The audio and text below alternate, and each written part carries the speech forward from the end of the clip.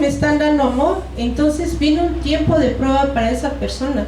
Pero si esa persona no se deja llevar por lo que miran los demás y se deja llevar por lo que ve en Cristo, va a pasar su prueba. Lo siento.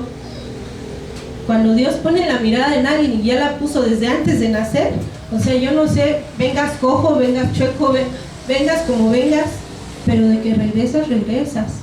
Pero en base a eso también, perdón, a veces la autosuficiencia, el creernos autosuficientes es lo que no nos permite dejarnos ser moldeados o ser enseñados.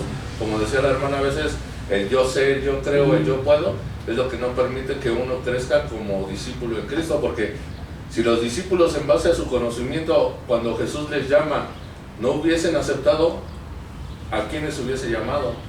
Mas sin en cambio los discípulos tenían un deseo, desde el momento en que Jesús se mostraba a ellos, de seguirlo, porque si no había ese deseo de seguir a Jesús, nunca vamos a ser capacitados. Y eso fue lo que le pasó al hijo pródigo. Él tuvo autoconfianza en sí mismo y dijo, yo puedo, yo voy a lograrlo todo, y se fue. Y al final de cuentas no fue como él esperaba. Esa autoconfianza lo único que le llevó a ser soberbio, ser egoísta con él mismo. El ser independientes, ¿no? Es que realmente la vida en Cristo, nuestras vidas como hijos de Dios es el reflejo de una vida en familia, en lo secular. O sea, va a haber momentos en el que yo como hija me sienta mayor que mi mamá y que yo las puedo solas y que no necesito a papá, y yo me voy a querer salir. ¿Qué es lo que voy a vivir afuera? Solamente Dios sabe, ¿no? Y de acuerdo a las decisiones que yo tome es como me va a ir en la calle. Si yo tomo buenas decisiones, aún y con todo eso, voy a estar anhelando mi casa. Pero es la decisión, es la desobediencia, que a veces queremos ser independientes, el que no queremos que nos digan, levanta esa escoba, y como no quieres aprender, no es que no quieras aprender, porque ya te lo mostraron cómo levantar esa escoba, pero no quieres obedecer a eso de que esa escoba tiene que estar recargada en otro lugar. Es la desobediencia, y dices, mejor me voy, porque no quisiste poner una escoba. Entonces es... Aparte en la lectura ahorita que lo vimos en Marcos, claramente nos dice Jesús, ¿no? El que siga en pos de mí, niégate a ti mismo. Entonces, al negarte a ti, prácticamente estás dejando todo lo que eres, ¿no? Y dependes del Señor, y es lo que te ayuda realmente a ser un discípulo. Y que ahorita más adelante vamos a ver a qué es a lo que se refiere. A qué es a lo que se refiere en esa cruz. A qué es a lo que se refiere, toma tu cruz y sígueme. Y niéguese a sí mismo, dice. Centremos ahora nuestra atención en estas palabras sencillas, pero de vital importancia de Jesús, mediante las cuales nos explica el proceso del discipulado. Nos dice que hay 3 pasos. Primero, si alguno quiere venir en pos de mí, niéguese a sí mismo.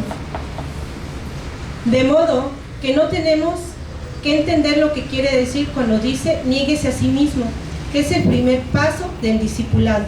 Es lo primero, perdón, aquí me salté. Fíjese en que no dice odíese a sí mismo. No nos está pidiendo que neguemos nuestra humanidad básica, nuestra personalidad.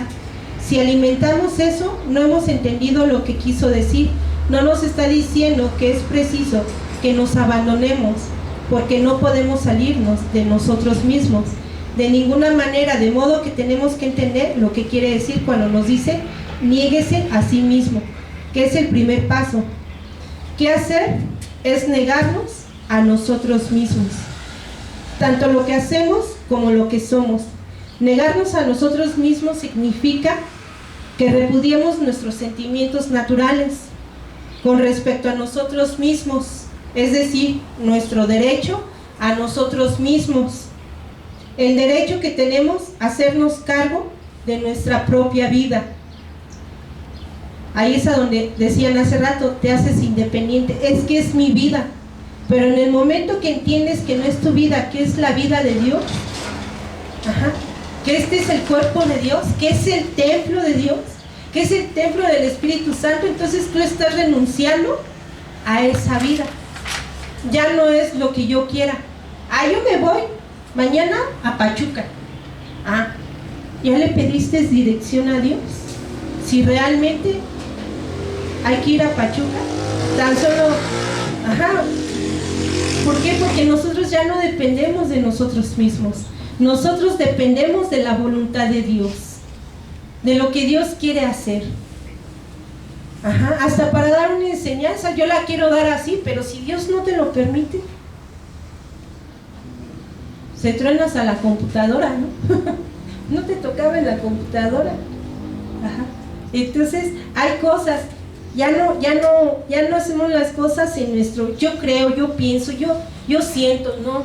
Realmente es cuando venimos y buscamos la sabiduría de Dios. Señor, ¿cómo ves? Dame dirección con esta respuesta, dame dirección. ¿Lo podré hacer de esta forma o cómo lo hago? Dame una palabra en la que tú me confirmes qué decisión tomar. Entonces ahí ya no estamos en el, pues es mi vida, así es mi vida y qué, ¿no?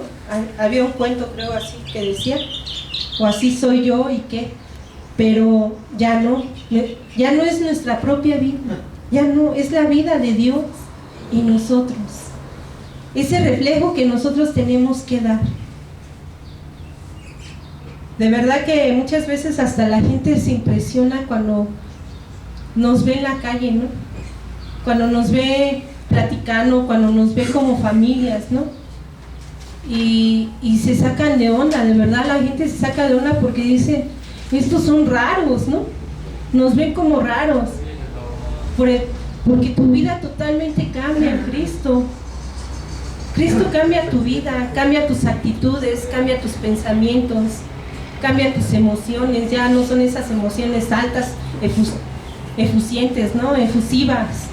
Ya no, te va transformando.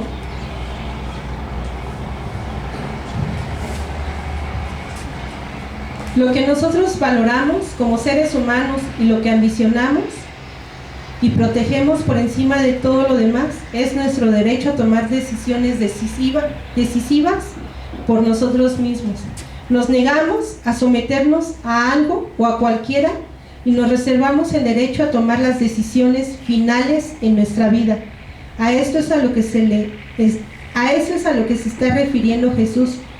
No está hablando acerca de renunciar esto o al otro, sino a renunciar a nosotros mismos, a renunciar a ese carácter.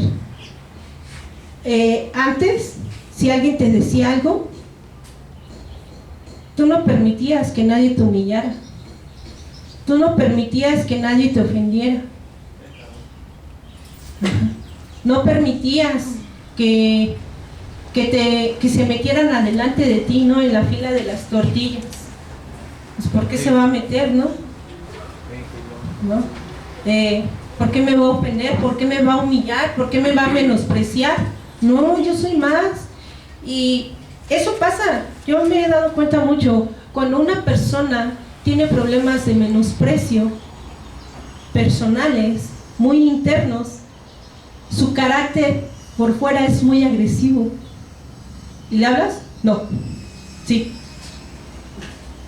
Inmediatamente hay una barrera que te impide, pero realmente es lo que hay, esa debilidad que hay dentro de la persona. Es un reflejo fuerte. Ajá. Eso hacía los niños con síndrome de Asperger, es lo que hace, nada más tiene cierto tipo de personas de confianza y hacen un círculo y ahí no puede entrar nadie más de las 3 personas que son de suma confianza para él. Si hay otros tipos de personas que se quieren acercar a esa persona, inmediatamente lo bloquean porque no son de confianza. Entonces, es un síndrome y la mayoría de las personas en esta época está padeciendo mucho de Asperger y no se dan cuenta. y que tristemente esto puede llevar a consecuencias muy fuertes. Ajá. Demasiado fuertes, porque es tanta la debilidad que hay dentro de ellos que lo reflejan con un carácter fuerte, pero llegan a ser agresivos. Y al final, Ajá. en el ámbito espiritual, todas las enfermedades mentales las maneja el enemigo. Entonces nosotros abrimos esas puertas a que el enemigo entre a nosotros con Sí. ese tipo de manifestaciones. Sí, por eso muchas veces vemos jóvenes apartados. Ajá. Se da mucho en los jóvenes, se apartan. Ajá. Se apartan y se van, tristemente el otro tiene una red muy buena, que son las drogas, que es el alcohol, que los entretiene en otras cosas, a donde no necesitan estar rodeados de muchas personas. Y el alcohol aparentemente, ese es el que los hace hablar, ¿no? Por eso muchos se refugian en las drogas, en el alcohol, pero ¿a qué los lleva? O otros de plano se quedan encerrados, pero viene la violencia tan grande que por eso luego matan gente, agreden a otras personas silenciosamente. Entonces, como decía mi hermana, pero este es un reflejo espiritual. Es algo espiritual y se refleja físicamente, ¿no? Lo podemos ver. Más adelante dice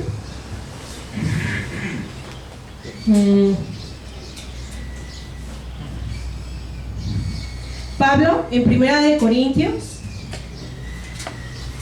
que dice lo mismo que está diciendo Jesús, tallando, y que está tomado de los escritos de Pablo. En el auditorio de PBC tenemos un versículo que ha sido tallado y que está tomado de los escritos de Pablo en 1 Corintios, que dice lo mismo que está diciendo Jesús.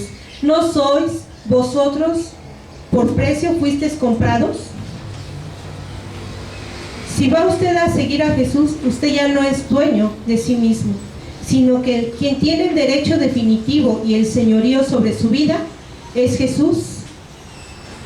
Lo que hay que negar en la confianza que hemos depositado en nosotros mismos, negar nuestra autosuficiencia y negar los sentimientos de que somos capaces de encargarnos solos de nuestra propia vida y hacer las cosas de manera que nos satisfaga. Entonces,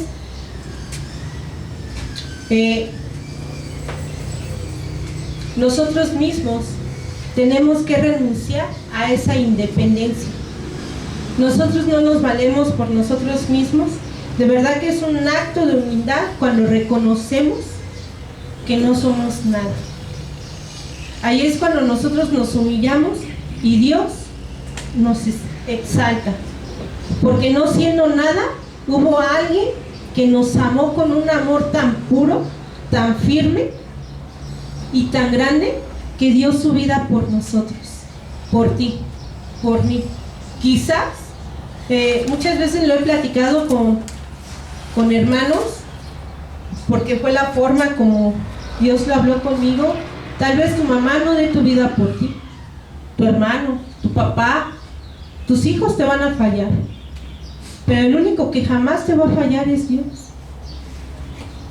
Cristo jamás, Él ya dio su vida por ti. O sea, Él ya dio todo por ti. Entonces, en Él tenemos todo. En Él podemos confiar, en Él podemos poner nuestras necesidades. De verdad que vivir una vida independiente, una vida apartado de Dios, es una vida vacía. Es una vida sin sentido. Es tener el alma por los suelos. Es un vacío tremendo. El que duermas y que despiertes, pero que dentro de tus sueños tú no quieras despertar porque no tienes aliento de vida, es feo. Pero cuando el Espíritu de Dios habita en ti, tienes ese aliento de vida, tienes esa razón de seguir viviendo. Ya sabes que tienes un propósito por el cual vivir, pero también ya no te preocupa si Dios te llama a su presencia. Ya no te preocupa si en este tiempo dice ya hasta aquí se acabaron, tu tiempo se acabó. O sea, tampoco te preocupa, porque sabes que vas con el Señor, tienes esa confianza, tienes esa esperanza, pero ya no estás viviendo una vida vacía, sin sentido, ya no estás viviendo una vida independiente. Mi mamá cuando era pequeña me regañaba porque me decía, es que tú no quieres libertad, tú quieres libertinaje. Es una palabra más grande, libertinaje, y así como nosotros, ¿no? Dios nos da libertad para vivir una vida santa, para vivir una vida conforme a la voluntad de Dios.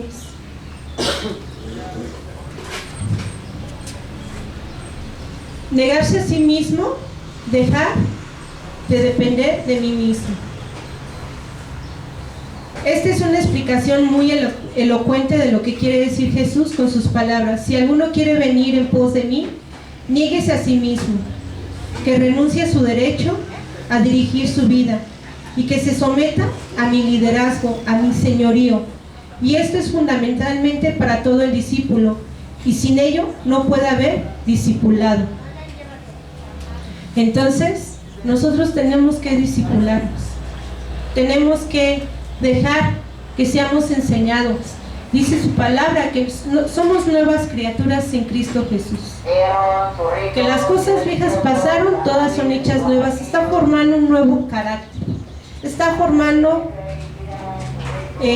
un nuevo carácter, un nuevo pensar. Ya no piensas como tú piensas, sino que buscas la dirección de Dios, que sea la voluntad de Dios sobre tu vida. El segundo paso lo encontramos a continuación. Niéguese a sí mismo, tome su cruz.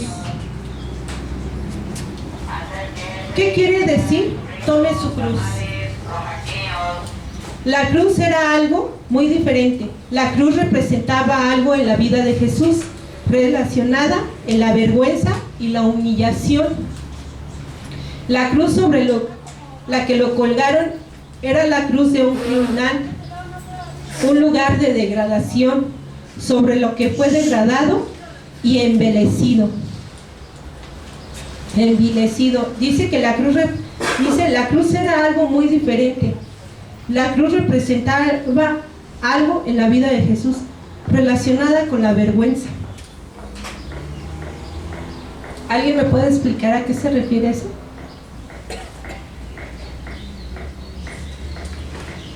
Pues que en aquel tiempo todo aquel que era condenado a esa paga, pues era como lo peor de lo peor, ¿no? Era humillante, ¿no?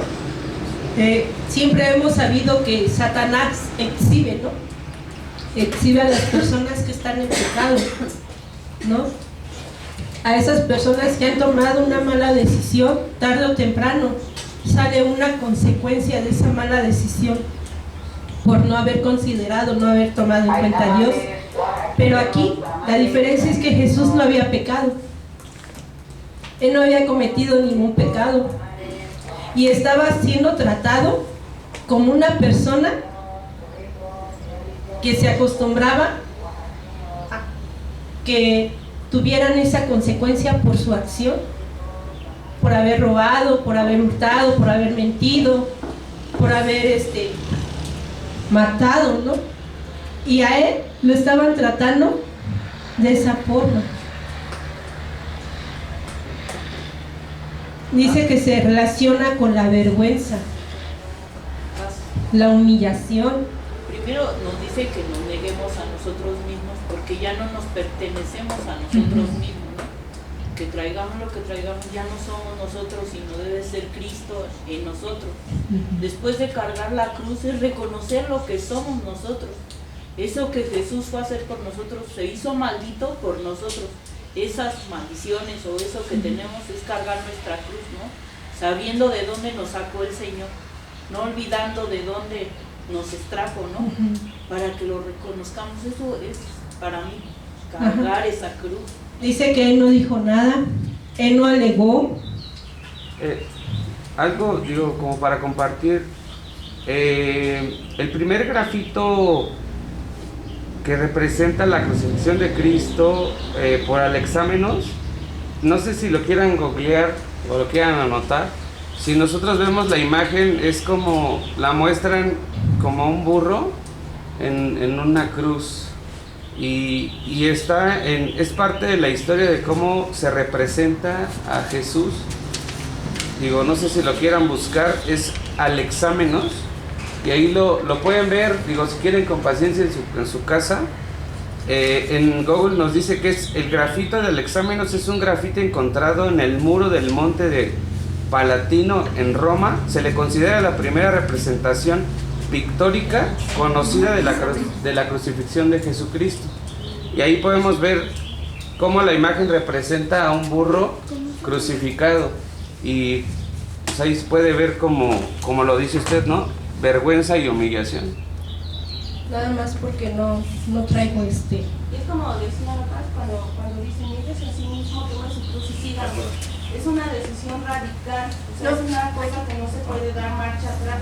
Y así fue, él ya no pudo decir otra cosa, él tomó esa decisión, él quiso cargar esa cruz. Es como cuando a nosotros nos dicen, toma tu cruz y sígueme. ¿De verdad lo vas a hacer a pesar de todo lo que va a pasar? Porque no va a ser que te vas a sentir feliz en la iglesia, no va a ser ese, como dijo, no vamos a estar en un club social, sino va a haber batalla. O sea, vas a tomar esa decisión radical para tu vida con todo lo que se viene. Si dices que sí, te vas a negar a ti mismo por tu orgullo, ya no vas a tener orgullo, ya no vas a... Ahí va a trabajar el Señor con el orgullo, ¿no? Y te vas a tener que humillar hacia Él. Sí. Todo lo que tú hagas va a ser por humillación, por amor a Él, y vas a bajar tu orgullo a todo. Dice Porque que a Él, como usted decía, o sea, a Él le pusieron esa cruz y lo humillaron, pero también él como persona, como hombre, pudo haber regresado un golpe, pudo haber dicho alguna palabra, y no dijo nada. Entonces ahí se doblega también nuestro orgullo de nosotros.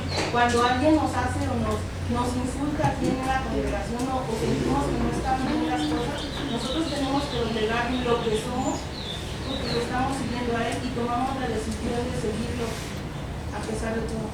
dice que seamos mansos y humildes de corazón, ¿no? Mansos y humildes, no mensos, sino mansos, ¿no? O sea, Dios me dejaba ver, ¿no? Una cruz,